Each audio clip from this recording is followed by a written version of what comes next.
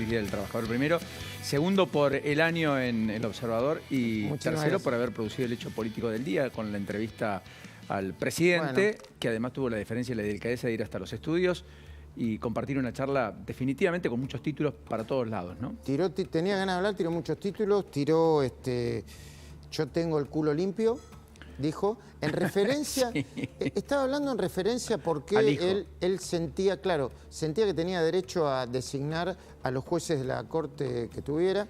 Y, a ver, la respuesta fue como diciendo, no hice ningún pacto con el diablo y no lo voy a hacer porque tengo el culo limpio. Sí, justamente por oposición, otros le dirían, a propósito de tener el culo limpio, justamente, perdón por la expresión, sí, proponer a alguien probo, de probada honestidad, sin ningún tipo de especulación o cuestionamiento, ni con causas pendientes. Sí. Él lo defendió ideal. Claro, pero bueno, pero es cierto. Fuertemente. Él dice, conoce todos los vericuetos de la justicia, sí, hace 20 años que es juez federal, fue nombrado y llegó al cargo por Néstor Kirchner. En fin, todo un tema. A mí la definición que me impactó es, me gustaría un país con 4 o 5 impuestos.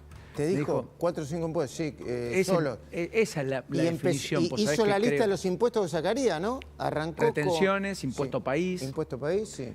Todas cuestiones que viene diciendo el hombre que más escuchan los empresarios y que te diría es más optimista que el propio Milei, sí, que se llama Ricardo Arriazu.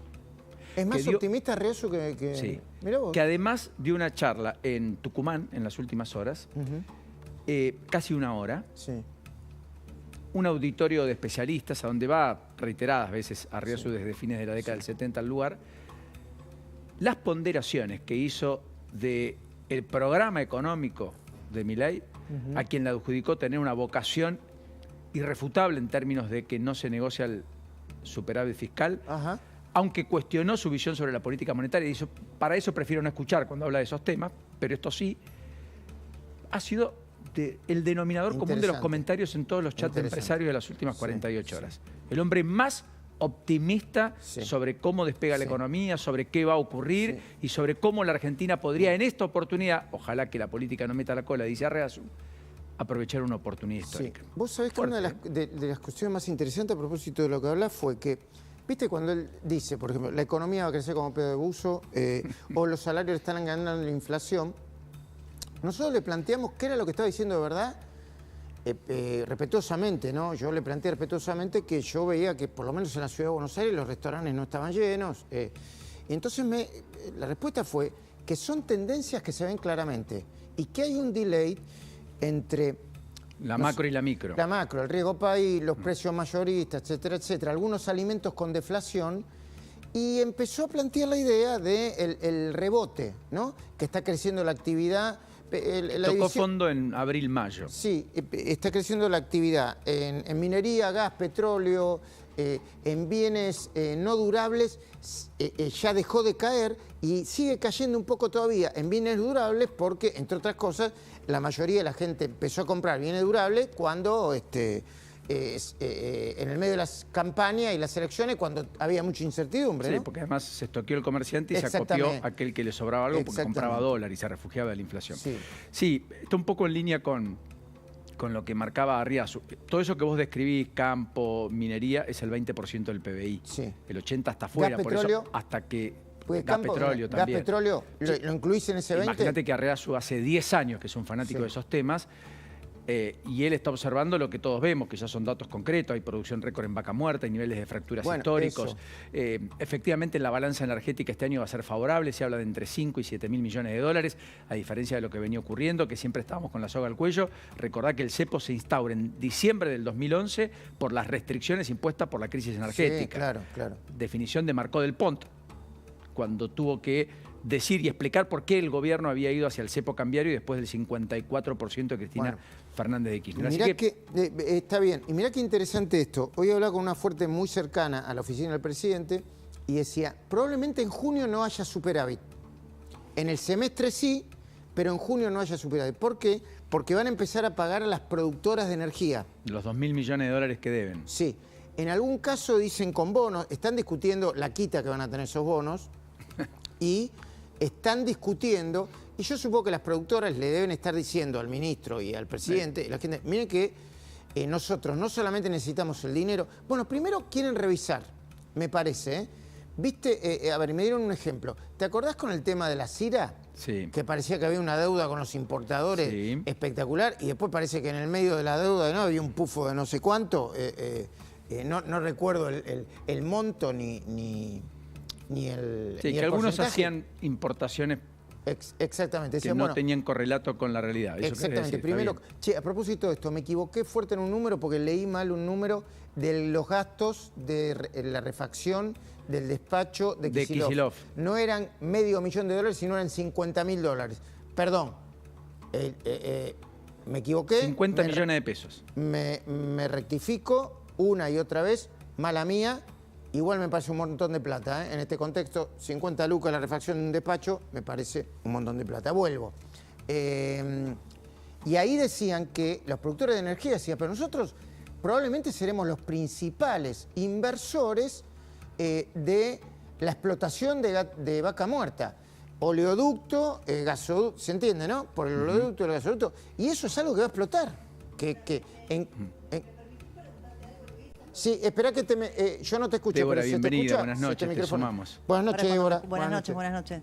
Termina y después te pregunto algo. No, dale, aprovechando, dale. No, aprovechando tu larga entrevista con el presidente, bueno, por supuesto también felicitándola. A mí me llamó la atención algo que él te dijo y me gustaría preguntarte en ese sentido, cuando él hizo un poco una comparación, ¿no?, respecto de su situación política, la de Menem, y la cantidad de leyes y de normativas que él a partir de ahora iba a tener para sí. Sí, comparó la reforma del Estado que hizo Menem en el 91, creo. Correcto. Que tenía 104 artículos con, no sé, la cantidad de artículos que tenía ley bases y capítulo fiscal. Bueno, ahí te quiero preguntar, porque él, claro, casi celebrando anticipatoriamente, porque es cierto, obtuvo un triunfo importante en Cámara de Diputados en la tarde-noche de ayer, pero él cree que sale en el Senado. Esto me pareció interesante, porque él ya lo daba como un hecho y todavía falta una parte importante, ¿no? No, lo que él nos dijo a nosotros, que él no festeja,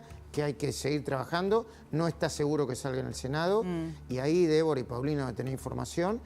Sí cree efectivamente que muchos gobernadores ya anticiparon que van a jugar muy fuerte para que los senadores de su provincia voten a favor de la ley base. Claro, por pasa ejemplo, que ahí viste, por ejemplo, el de Catamarca. Jalil. Bueno, Jalil, Por pero vos ejemplo, viste el de Tucumán. Claro, vos me preguntás a mí. Jaldo. Por ejemplo, Jaldo. Por ejemplo, el gobernador Carlos Sadir de Jujuy. Claro, pasa que una cosa es Jaldo y otra cosa es Mansur.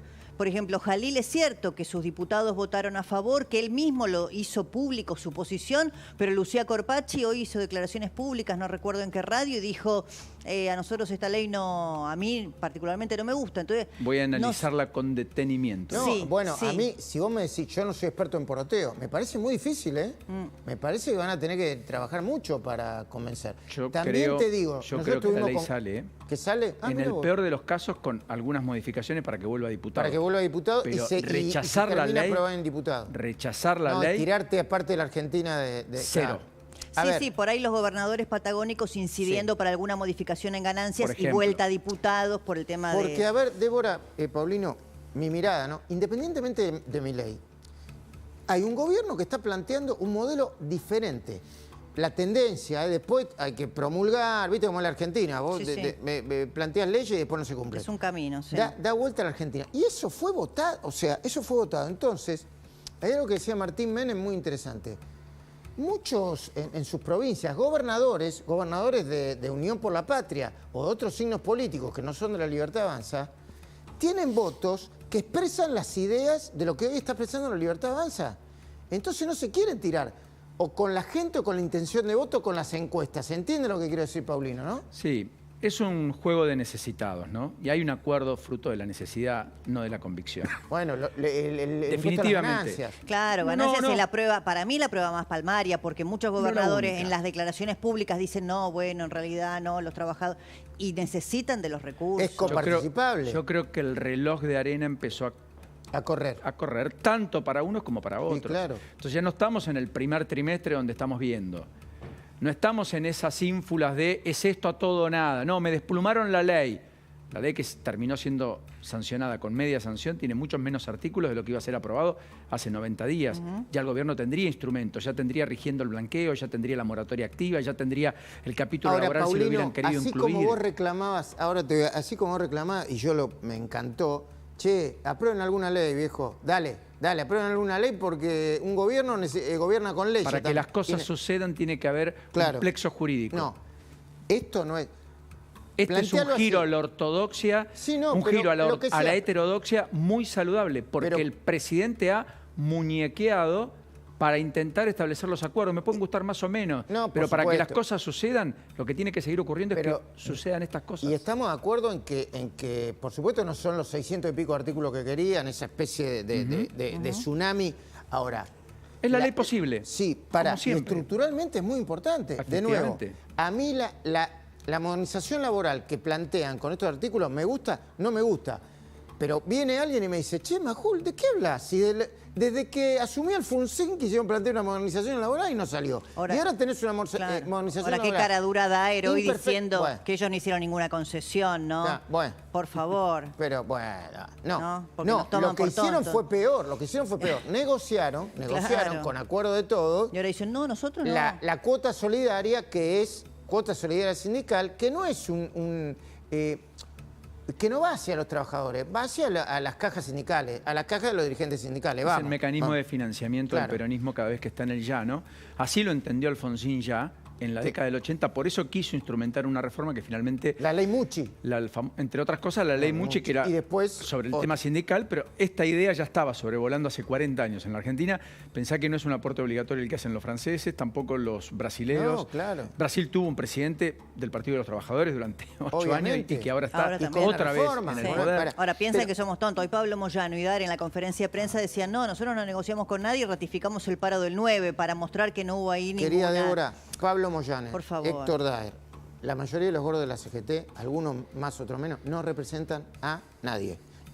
Son los peores defensores de los trabajadores del continente. Totalmente. A sus trabajadores se lo comió la desocupación y ellos se quedaron de brazos cruzados. Le comieron la representatividad, los gerentes de la pobreza. Empezaron a chorear a los gerentes de la pobreza y ahora están a la buena de Dios todos, sin representación y pasándola mal con changa trabajadores formales, formando parte de la peor Argentina deteriorada socialmente. Ahora de nuevo, yo le decía, el otro día le dije a gente cercana al presidente, bueno, créditos hipotecarios, no son los créditos que hay en Canadá, España, en Chile, en Uruguay, en Paraguay. Y me decían, Brasil. Bueno, me dice, vos sos un fenómeno, me gustó porque me hizo reír, vos sos un fenómeno.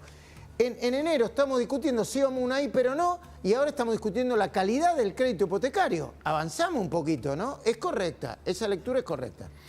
Definitivamente, y es muy apasionante toda la realidad, querido Luis. Me quedé mucho. Tenés que descansar, ¿no? ¡Feliz cumpleaños! Feliz cumpleaños en la radio, Exactamente. Cumplo el 17 de mayo, cualquier cosa. Después le doy todos los talles de pantalón. Ya sé. Bueno, estamos llegando, tranquilo. Gracias.